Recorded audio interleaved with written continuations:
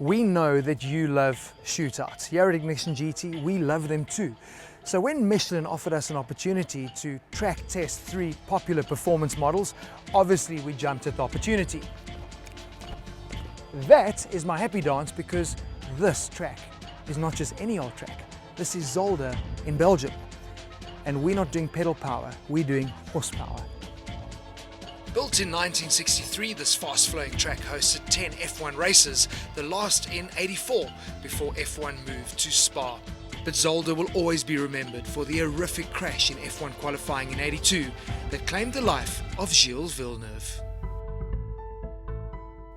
Now I told you, we've selected 3 very, very popular competitive performance cars in the South African market. Here it is. You love GTIs? You love Golf R even more. What an interesting matchup. The super popular Audi S3, same cars, same platform, same engines, Quattro, 4Motion, very interesting. And then obviously the BMW 340, a massive seller the 3 Series is, 340 replacing the 335, but how are they going to stack up on the track?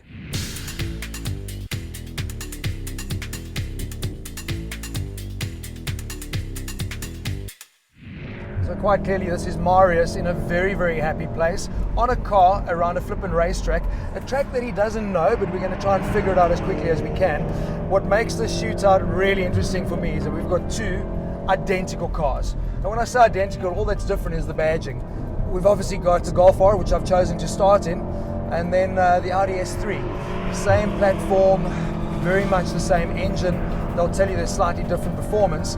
But as you know, in South Africa, this is the problem, is that VW likes to detune these cars. So over in Europe, we actually get a little bit more out of these cars. They're probably pushing out just over 220 kilowatts, but back in South Africa, it's detuned down to 213. But I tell you what, there is still plenty of go. And Zolder is a fantastic track to really test your resolve, test the handling of the car, and obviously, importantly, test the tires too. And these PS4Ss are just flippin' amazing. But this track is insane. This little section is obviously the really famous part here at Zolder. Famous for all the wrong reasons, I suppose, because this is where Gilles Villeneuve died. I'm going to try and not do that to us today. But wow, this is really, really enjoyable. Nice little technical section of the track. Plenty of go. Really, really good. I'm going to be quite interested to see what the time is at the end of the day when we compare the Golf R against the Audi.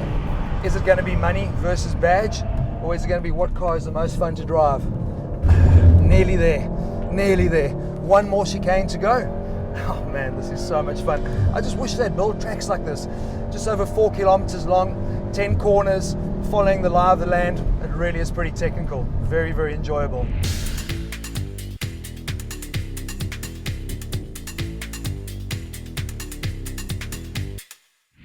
Right, so what I've done is I've gone straight from Golf R into Audi S3 for obvious reasons. As we said earlier, it's the exact same car.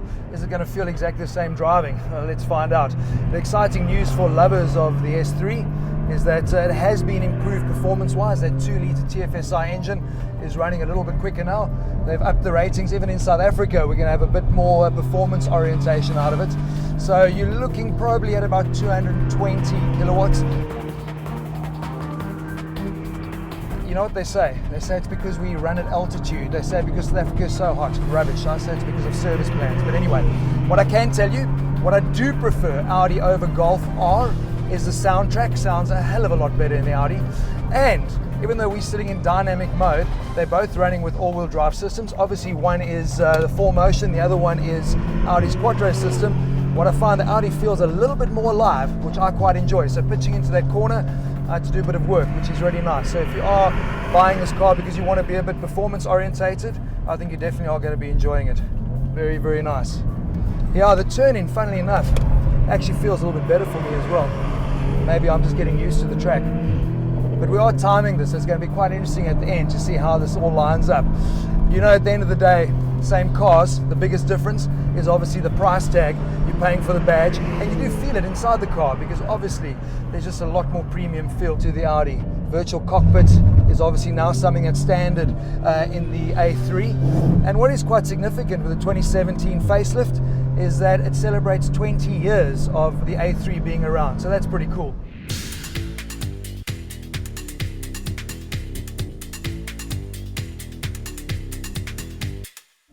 So what I've done, quite obviously, is I've saved the best for last. I mean, come on, who doesn't love rear-wheel drive? So I'm expecting this to be a lot more fun and leery, and obviously a lot more powerful as well. As you know, the 335 is no more in South Africa. It's been replaced by this, the 340, and that little 3-litre engine is pushing out 240 kilowatts, 450 newton meters of torque. It is plenty, and you feel it. I mean, this car is noticeably quicker. So this is going to be quite entertaining. Obviously, I'm learning the track now. I've been sitting in all-wheel drives.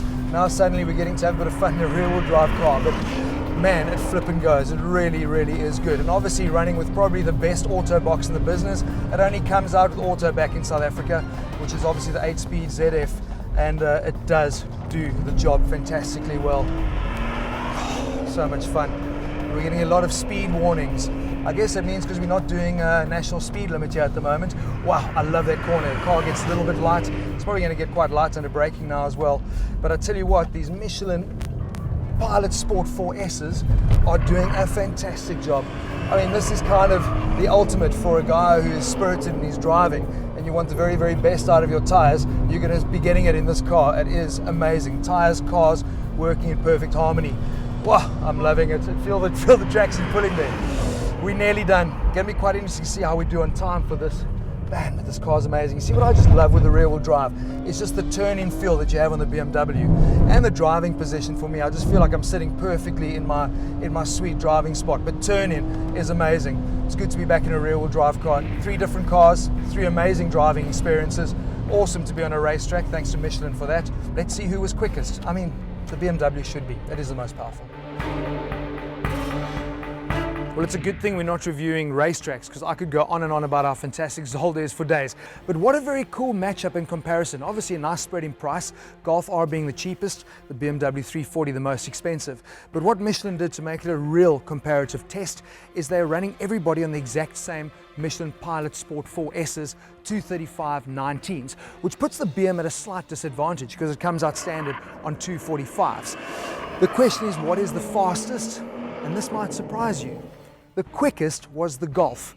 Second fastest by nearly a second was BMW, and the slowest was the Audi. But at the end of the day, you're not buying cars for who was quickest around the track. It's about which car gives you the most thrill. Obviously for me, I love rear-wheel drive, but it's just quite impressive if you're going bang for buck. The cheapest car put the biggest smile on my face from a lap time perspective.